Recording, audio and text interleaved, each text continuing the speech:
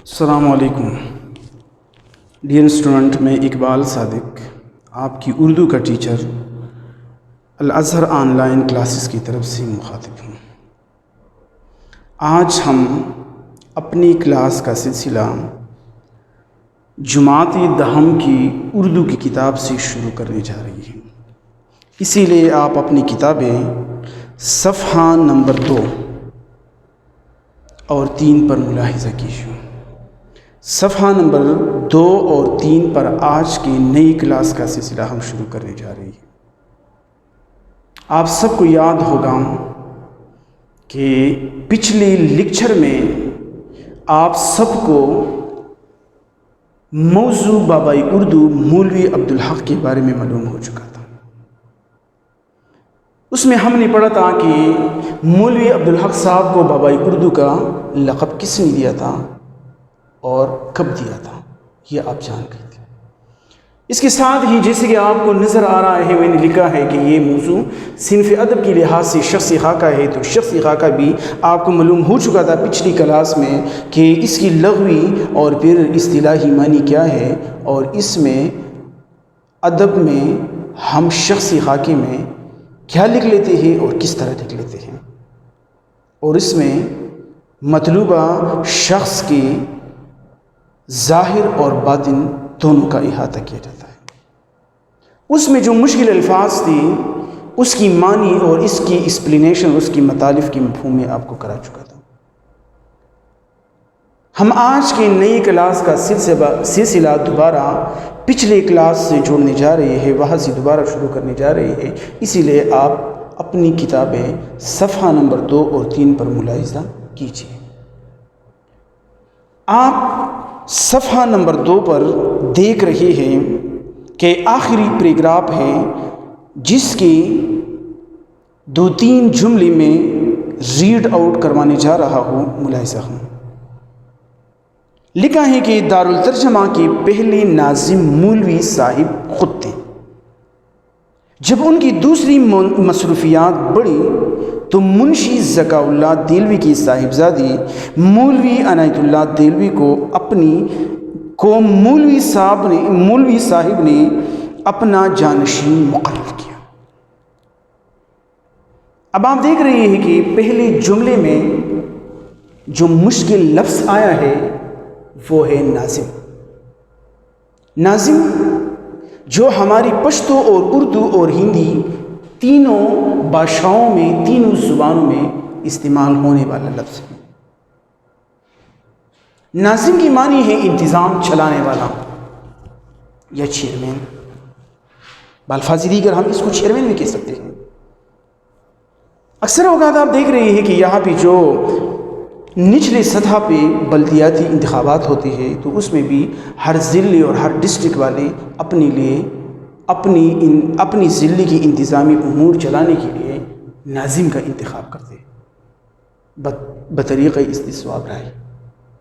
دوسرا لفظ ہے جانشین، جیسے کہ ہم نے پڑھا کہ مولوی صاحب کی جب مصروفیات بڑھی تو اس نے اپنا جانشین مولوی ذکاء اللہ کے بیٹی مولوی عنایت اللہ کو مقرر کیا۔ جانشین میر اپنا نائب یعنی ولی عہد۔ اس کے بعد ایک محاورے کا استعمال ہو چکا ہے، اور محاورہ پچھلے کلاس میں ہم پڑھ چکے تھے کہ محاورہ کی معنی بات چیت کرنے کی ہے۔ پھر اس کی تعریف بھی میں کر چکا تھا کہ 2 یا 2 سے زیادہ الفاظ کا وہ مجموعہ جو اپنی حقیقی معنوں کی بجائے مجازی معنوں میں استعمال ہو، اور اس کے آخر میں پیل کا آنا لازمی، جیسے کہ آپ دیکھ رہی ہیں دیکھنا۔ اس کا مطلب ہے طریقے سے واقف ہونا، کسی کی آنکھیں دیکھنا، کسی کا طریقہ دیکھنا، کسی کے اسلوب اور کسی کے طریقے اور ہنر کو جان لینا۔ یہاں پہ ایک لفظ ہے کہ گاندھی جی اردو کی آڑ میں، اردو کے خلاف، اردو کی ضد میں ہندی زبان کا ساتھ دینے لگے، اور بعد میں لکھا ہے کہ غارت گری، کہ 1947 کی غارت گری شروع ہو گئی۔ صفحہ نمبر 3 پر آپ دیکھ سکتے ہیں کہ صفحہ نمبر 3 پہ پہلے پیراگراف کے آخر میں ایک لفظ ہے غارت گری، یعنی لوٹ مار، لڑائی۔ اور اسی طرح ایک اور لفظ ہے چو چرا. چو چرا اس کی معنی ہے ٹال مٹول کرنا، مطلب کہ روک ٹوک بندش.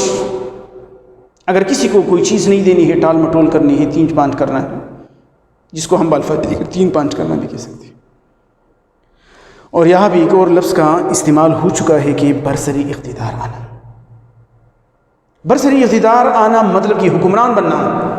جیسے کہ آپ سب جانتے ہیں کہ 2018 میں جب پاکستان میں انتخابات ہوئی تو اس میں پاکستان تحریک انصاف جیت گئی، اور اس کا جو چیئرمین تھا، لیڈر تھا، وہ آج پاکستان کا حکمران ہے، برسر اقتدار آیا. اس کے ساتھ ایک اور لفظ ہے کل اثاثہ. اثاثہ ملکیت یعنی سامان، مال و دولت، سرمایہ. کل اثاثہ مطلب کہ پورا سرمایہ یا مال و دولت. یعنی مولوی عبدالحق کا جتنا اثاثہ اور جتنی مال دولت تھی وہ اس نے اردو زبان کی تعمیر و ترقی، اس کی ترویج اور اس کو عروج کی، اردو زبان کو عروج تک پہنچانے کے لیے سب وقف کیا. اور اسی طرح کہتے ہیں کہ شاہد احمد دہلوی کہتے ہیں کہ میری ہوتی ہوئی مولوی عبدالحق صاحب نے ایک کل ہند کانفرنس بلوائی تھی اردو زبان کی تاریخ، ترقی اور ترویج کے لیے، اس کے فروغ کے لیے. تو کہتے ہیں کہ اس میں سر سید احمد خان کا پوتا جس کا نام سر راس مسعود تھا وہ بھی شریک ہوتا. اس کی مطلب کہ اس کی شکل و صورت کا نقشہ یہاں کھینچتی ہوئی شاہد احمد دہلوی نے لکھا کہ وہ ایک قدور اور ڈیویکل انسان تھا.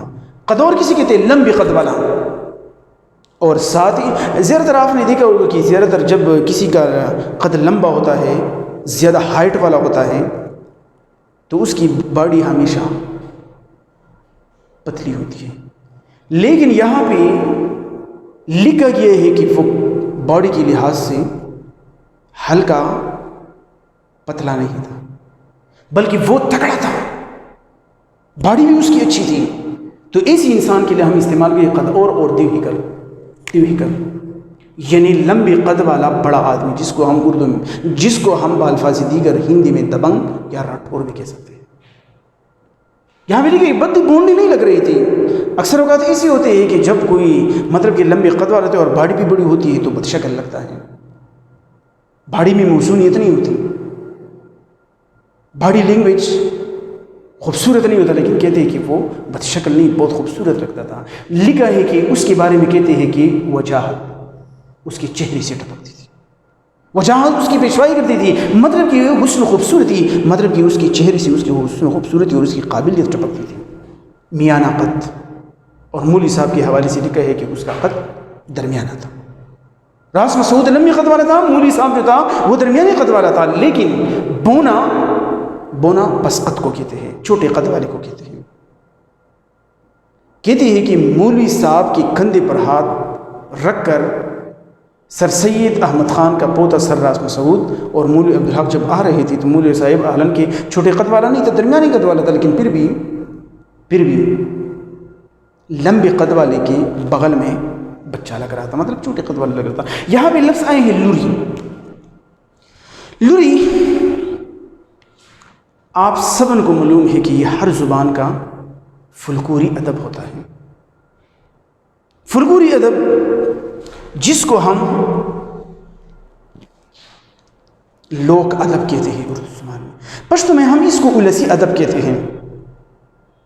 یعنی ایسی باتیں، ایسے اشعار یا ایسی شاعری یا ایسی نظم و غزلیں جو عوام میں ترویج پاتے ہیں. جیسے کہ پشتو میں السی ادب کا سب سے مشہور صنف جو ہے وہ ٹپا ہے، ٹپا. اور پشتو میں السی ادب کا ابتدا بھی، اس کا آغاز بھی ٹپا سے ہوا ہے. ٹپی میں اس کے جو پہلا مصرع ہوتا ہے وہ 7 بحروں پر، اور دوسرا 11 بحروں پر مشتمل ہوتا ہے، 13 بحروں پر مشتمل ہوتا ہے. جیسے کہ کہتے ہیں وہ استاد استرگن چراشی اننگوتا، استاد استرگن چراشی اننگوتا کاش دغا خوش قسمت اوخ کا زبے. یہ ہوتا ہے ٹپا. اسی طرح یہ لوری بھی اپنی ہر زبان میں اپنی اپنی بولی میں ہوتی ہیں. جیسے کہ یہاں پر پشتو میں بھی آپ کو معلوم ہے کہ جب عورتیں اپنی بچوں کو سلاتے ہیں بہلاتے ہیں، اس کو سلانے اور بہلانے کے لیے اس کو للو للو مختلف اور بھی جو ہے نا گیت گاتی ہے سریلی آواز میں تاکہ یہ بچہ سو جائے.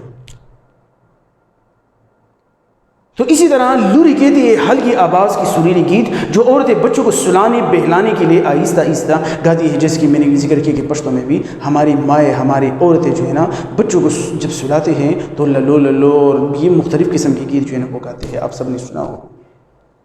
اسی طرح کہتے کہ مولوی عبدالحق صاحب آخری صفحے پر آپ دیکھ رہے ہیں کہ شاہد احمد دہلوی نے لکھا ہے کہ مولوی صاحب کو ایک دوست نے اپنی ہاں دعوت پر انوائٹ کیا تھا، بلایا تھا. تو جب مولوی صاحب نے کھانا کھایا تو مولوی صاحب کو کھانے کے بعد موسم کے پھل فروٹ ضرور کھایا کرتے تھے. تو اس کے دوست نے آواز لگائی اپنی نوکروں کو کہ فروٹ لاؤ. جب وہ لے آئے تو وہ گنڈیریاں تھی. تو کہتے کہ مولوی صاحب متبسم ہوئے. متبسم مین سے لب حسن مطلب یہ مسکان کرے. مولوی عبدالحق کے حوالے سے مصنف نے یہ بھی لکھا ہے کہ وہ اس کی جو عادات تھی وہ ریگولر تھی، ہمارے جیسا نہیں تھا کہ آج اگر ہم صبح سویرے اٹھتے ہیں تو اگلے دن جو ہے نا ہم 10 بجے اٹھتے ہیں، پھر اگلے دن جو ہے نا 10 کے بعد یا 11 یا 12 جب ہم اٹھتے ہیں تو سورج جو ہے نا وہ آسمان کے بیچ میں ہوتا ہے. لیکن مولوی صاحب ایسا نہیں تھا. اس کے روزمرہ کی چاہے وہ رات کے ہو دن کے ہو جتنے بھی عادات ہو وہ ریگولر باقاعدہ تھی. ایک ہی وقت پہ سوتے تھے، ایک ہی وقت پہ اٹھتے تھے، ایک ہی وقت کھاتے تھے، ایک ہی وقت مطلب یہ سب کچھ کرتے تھے. تو یہاں پہ لکھا ہے کہ وہ صبح کے وقت چہل قدمی جس کو ہم آہستہ آہستہ چلنا یا واک کہتے ضرور کیا کرتے تھے. کہتے کہ راشت کی مطلب کہ شام کے وقت بھی شام کے وقت جو واک لوگ کرتے ہیں اس کو شام کے وقت آہستہ آہستہ کہنا ٹہلنا یا چہل قدمی کہتے ہیں وہ بھی کیا کرتے تھے. اور یہ بھی لکھا ہے کہ آخری وقت میں اس نے ایک بات لکھی ہے مصنف نے ایک بات لکھی ہے کہ مولوی عبدالحق صاحب جو تھا وہ 90 سے اوپر ہو گئے تھے لیکن پھر بھی صحت اچھی تھی. اور بعد میں لکھا ہے کہ ہمارا خیال تھا کہ وہ اپنی زندگی کی سنچری مار لیں گے، پورا کریں گے، لیکن ایسا نہیں ہوا. لیکن وہ کہتے کہ کچھ سال باقی تھے، 2-3 سال بعد 2-3 سال اس کے 100 سال پورا ہونے کو تھی کہ وہ اس دنیا سے کوچ کر گئی.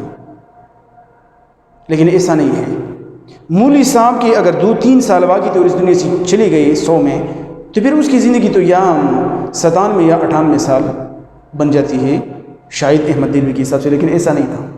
مولوی صاحب کی پوری زندگی صرف 91 سال تھی. یہ بات یاد رکھنی چاہیے. اور آخری وقت میں اس کو ایک ایسا مرض لگ گیا تھا کہ وہ معلوم نہیں ہو رہا تھا.